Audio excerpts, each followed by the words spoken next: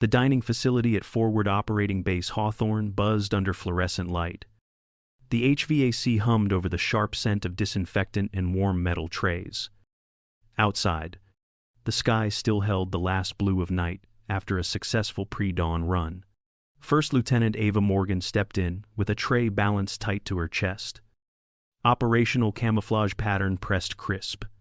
Boots clean, eyes rimmed with the kind of focus that follows long nights. She scanned for a seat and kept her shoulders even. Near the center sat a Navy SEAL element led by Lieutenant Commander Cole Harris. Faces dusty. Sleeves rolled, energy burning off in quiet laughs that still smelled of cordite and road dust. Their rifles were cleared and stored on the weapon rack by the entrance, where they belonged. A comment floated from the table. Light on the surface and heavy underneath. The kind that tests where respect begins. Ava answered without heat. Only steady breath and plain words that every role protects lives in different ways. The room felt the difference before anyone admitted it. Forks paused. Conversations thinned to the scrape of chairs and the low beat of the vents. Somewhere in that stillness, a reminder surfaced that a choice made at 3 o'clock had set this team on a safer line, and that was why the cafeteria began to freeze. No screens flickered here, because secure material stays behind the heavy door. In a few minutes, they would learn why that rule had saved them. The base wakes with a low generator hum that settles into the ribs of the buildings. Fluorescent light paints the concrete in a pale wash, while the HVAC rolls a steady thrum through the halls. Fine dust rides every airflow and settles on operational camouflage pattern sleeves and name tapes. Forward Operating Base Hawthorne runs on small rituals tied to movement and meals. The dining facility sits close to the central walkway, bright and clean with the sting of disinfectant and warm steel trays. A weapon rack stands inside the entrance, and everyone knows to clear and rack before they step to the line. Down the corridor, the Joint Operations Center breathes in maps and radio traffic. The air is cooler, the chatter clipped, the tempo practical. Past another checkpoint, the sensitive compartmented information facility waits behind a heavy door. Quiet as a library and just as guarded. Access control is a ritual of its own. Badge check, common access card with personal identification number, and eyes on the no personal electronic sign.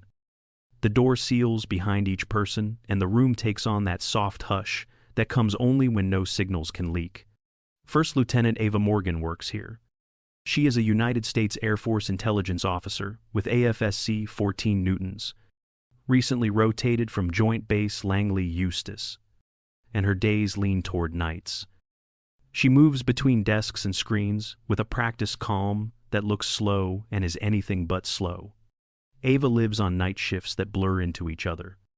Coffee goes cold on the corner of her keyboard while the clock ticks past 2 and slides toward 3 in that quiet way that belongs to a forward base.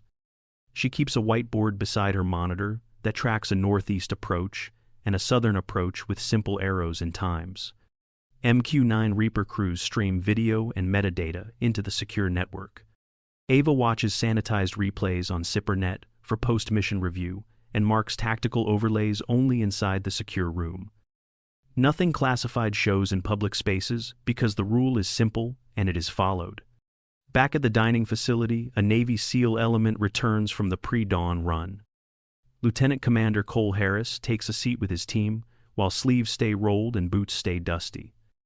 The mood is a mix of fatigue and a thin wire of adrenaline that hums beneath the talk. Procedure is not a suggestion, and it shows. Rifles are cleared and placed on the weapon rack by the door before anyone reaches for a tray. No weapons lean on walls, and no one tries to shortcut a safety step, because shortcuts do not belong in a place like this. The two cultures brush past each other all day. Operators carry the dust and weight of the last movement, while analysts carry the weight of patterns and probabilities. Both are tired in different ways, and both measure success by the same quiet metric that asks who made it back. Ava notices small things and lets them guide her rhythm. She hears the generator pitch shift when the load changes and reads it like weather. She notes when the HVAC cycles and how the scent of disinfectant cuts through the warm smell of food. and she files those cues against the timeline on the board. Inside the sensitive compartmented information facility, the screens glow and the sound floor stays low. Sanitized ISR replays live here, behind the heavy door, with overlays that highlight paths and edges without revealing more than needed. Outside the door, the world keeps moving on, cleared chatter and unclassified plans. Cole Harris does the same with his team. He watches posture, checks hands, and reads the walk to decide who needs rest and who needs water first. He knows the plan changed for a reason, and he files that thought for the next brief, not the dining room. The base settles into the post-mission cycle. Plates clatter and voices soften while the sky shifts from deep blue to pale gold. In the quiet between steps, Ava holds to a line she learned early, that some people act on the front line and others protect them from the shadows. The question lives there, and it is simple. What is the worth of work that no one sees when it goes right? And if that unseen work keeps operators safe for one more morning, is that not the point that matters most? The dining facility at Forward Operating Base Hawthorne holds a steady fluorescent buzz that softens into the clatter of trays. Disinfectant lingers in the air while the HVAC lays a cool ribbon across warm tile. Cleared rifles sit on the weapon rack by the entrance, tagged and safe, exactly where they belong. First, Lieutenant Ava Morgan steps through with a tray balanced in both hands. Operational camouflage pattern is pressed sharp, and her boots are clean, a quiet tell from hours spent in the intel spaces. At a center table, a Navy SEAL element led by Lieutenant Commander Cole Harris settles into tired seats with dusty sleeves and alert eyes. A light remark drifts from the group, the kind that reads like humor and lands like a test. Forks pause for a beat, then move again. The noise level dips just enough for the room to listen without looking. Ava sets her tray on the edge of an open table and turns with a calm that feels practiced. She keeps her shoulders even and her voice low, explaining that service comes in different shapes and each one aims at the same outcome. There is no heat in it, only a steady line that does not bend. A short laugh answers, more reflex than unkindness, and the pressure to perform flickers in the air. Ava declines it without effort. She states that no sensitive material is ever displayed in a cafeteria, and that secure information remains behind the heavy door built for it. The moment reroutes. Ava invites Lieutenant Commander Harris and Master Chief Ryan Burke to the Joint Operations Center and the Sensitive Compartmented Information Facility for a proper explanation. She adds that the change before 3 o'clock can be discussed in a secure space, not here among trays and open tables. Silence creeps into the gaps between voices. Eyes lift, then drift away, and the fluorescent buzz grows noticeable again. The shift is not dramatic, but it has weight, the kind that comes from composure rather than volume. Etiquette stays clean through the pause. No one raises a hand for a salute because salutes are not used in this setting.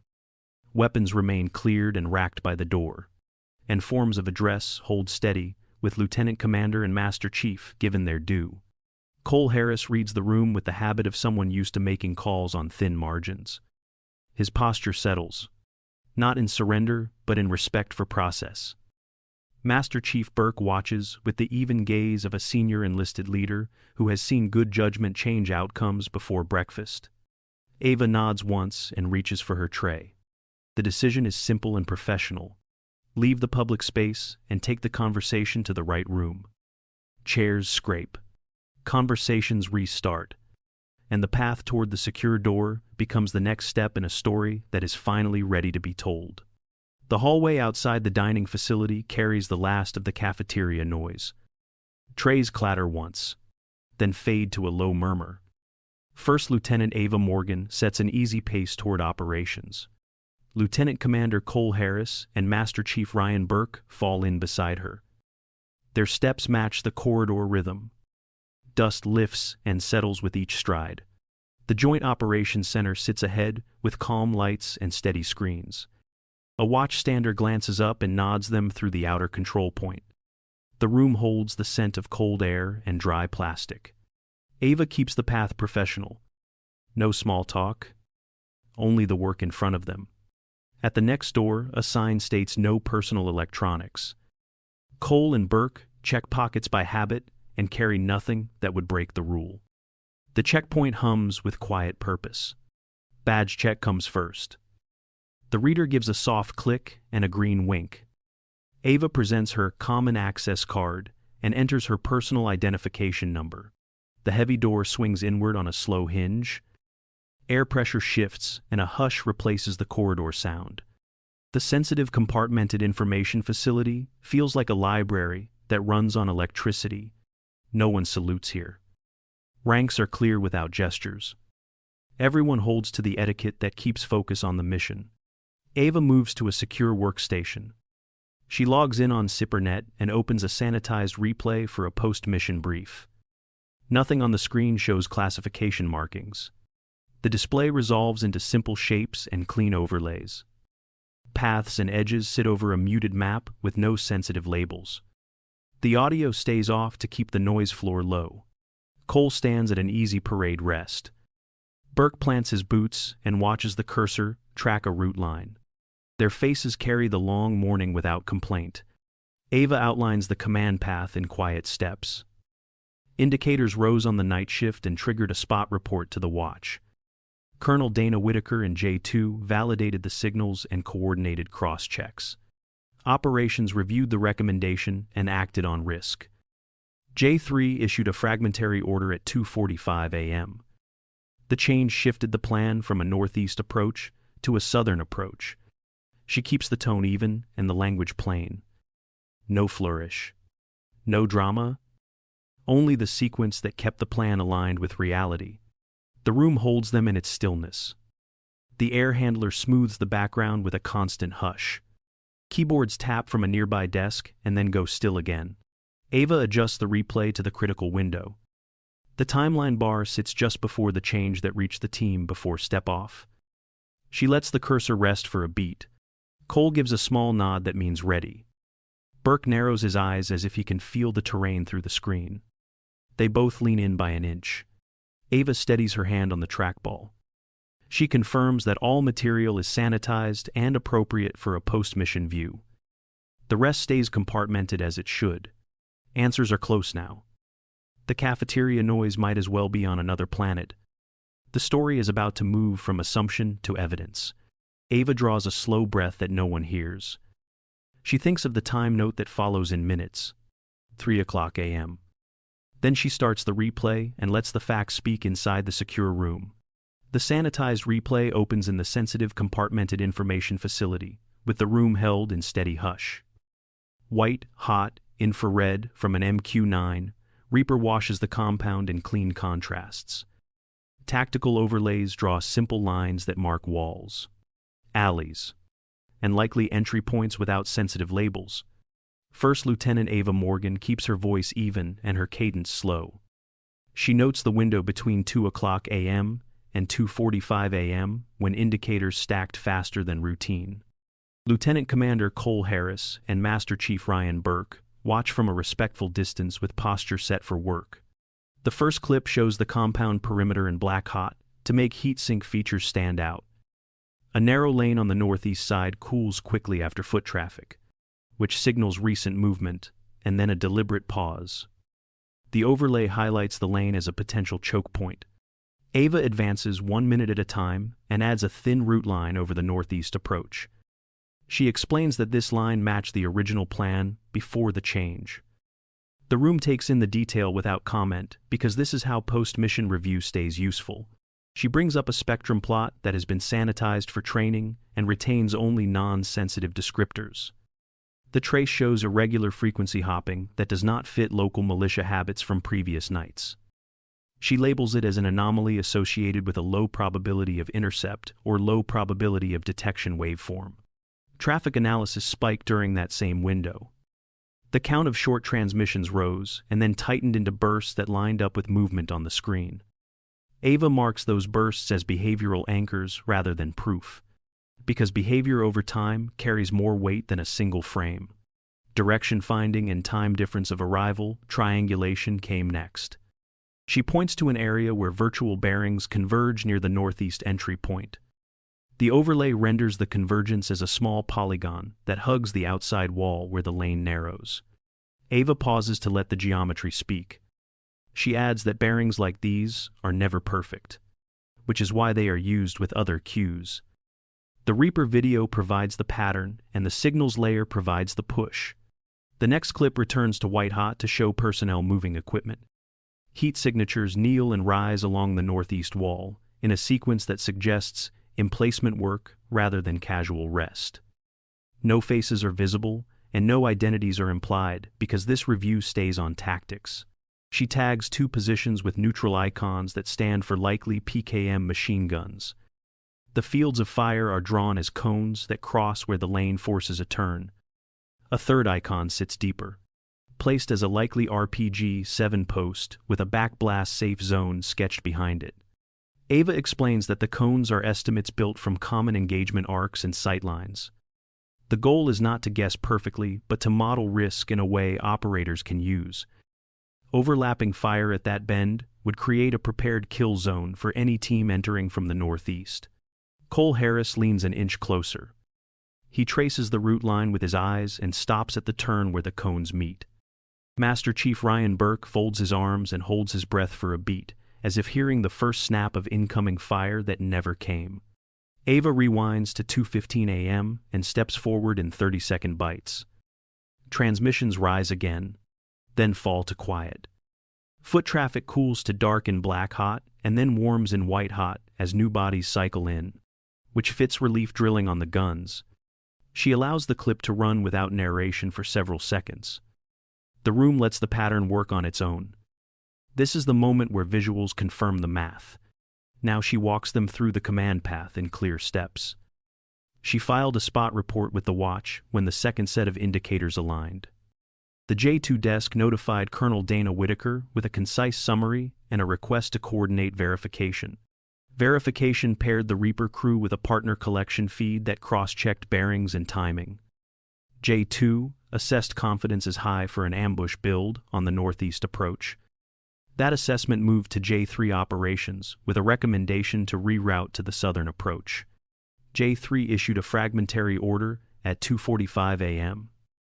The order reached the element before the final step-off toward 3 o'clock a.m. Cole nods once at the timing because it matches what his team received in the field. Ava brings up a single frame that shows the southern approach path. The overlay marks fewer sightlines and no convergence polygon on that side. The route stays exposed for less time and avoids the narrow lane that formed the kill zone. She contrasts both paths on a split screen that removes any sensitive annotation. The northeast path presents a tight turn under crossing fire. The southern path offers depth and lateral options with better cover.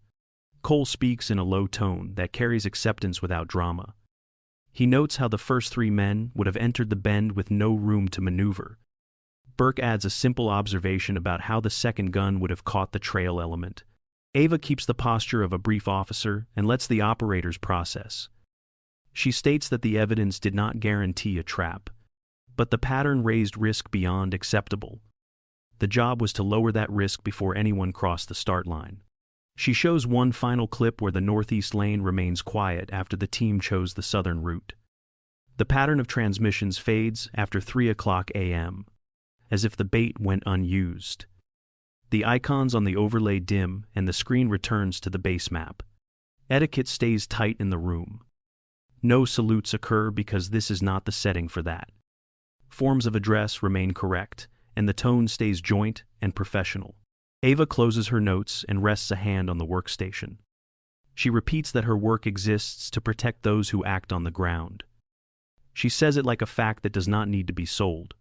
Cole and Burke share a glance that carries weight and no complaint. They both understand how close the line can be between a clean exit and a hard morning. Quiet appreciation settles in without ceremony.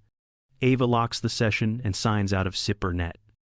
The sanitized files close and the screen returns to the generic menu. The heavy door remains between this review and the rest of the base.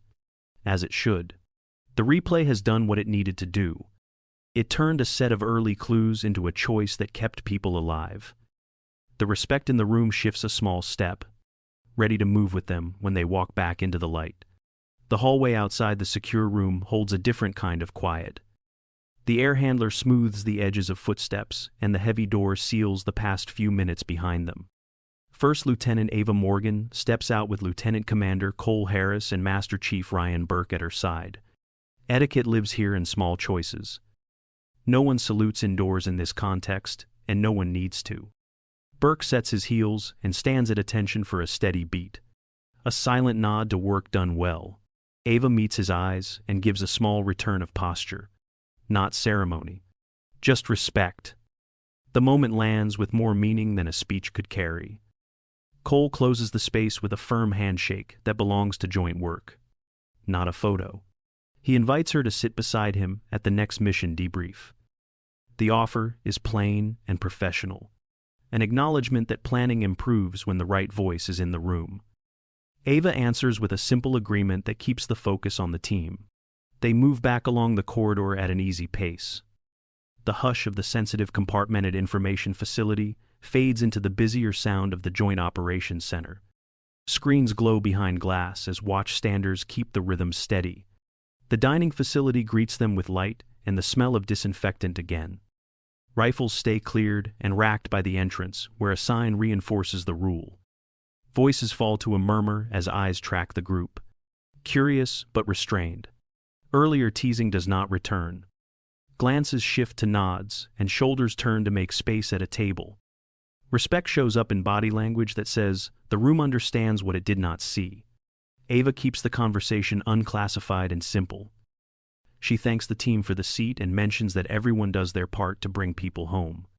She does not mention sensors, routes, or timelines in public, and no one asks her to. Cole keeps the tone the same.